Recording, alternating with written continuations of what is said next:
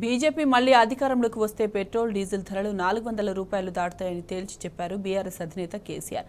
బీజేపీకి దేశంలో 200 సీట్లు దాటవని స్పష్టం చేశారు. దేశంలో వచ్చేది సంకీర్ణ ప్రభుత్వమేనని కుండబద్దలు కొట్టారు.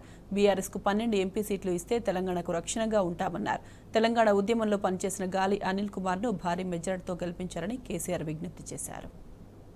రాబోయేది కేంద్రంలో ఒక మాట చెప్తున్నారు.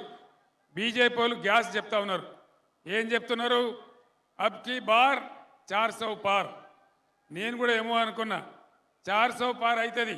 ఏం పార్ అవుతుంది? పెట్రోల్ ధర డీజిల్ ధర గ్యారంటీ 400 పార్ అవుతుంది. పెరిగానా మరి? మళ్ళా నరేంద్ర మోడీ గెలిస్తే పెట్రోల్ డీజిల్ ధర గ్యారంటీగా 400 పార్ అవుతుంది. అందులో అనుమానమే అవసరం లేదు. కాబట్టి యువత, విద్యార్థులు, ఈ పట్టణ మేధావులు, ఈ ప్రాంత మేధావులతోని నేను ప్రత్యేకించి ప్రార్థిస్తా ఉన్నా. రాష్ట్రం మనది, దేశం మనది, ఒక పిచ్చిలో కొట్టుకపోవడం కాదు. దయచేసి ఆలోచించి మీ ఓటును వినియోగించండి.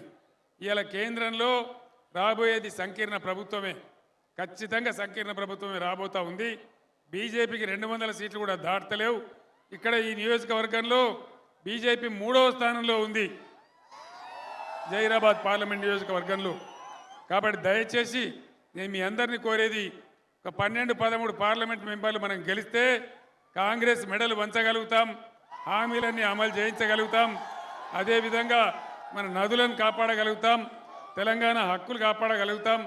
దయచేసి విజ్ఞతతో ఆలోచించి మీరు బీఆర్ఎస్ పార్టీకి, గాలి అనిల్ కుమార్ గారు యువకుడు, ఆయన తెలంగాణ ఉద్యమంలో పాల్గొన్నటువంటి వాడు, మంచి వినయం విధేయత ఉన్నవాడు.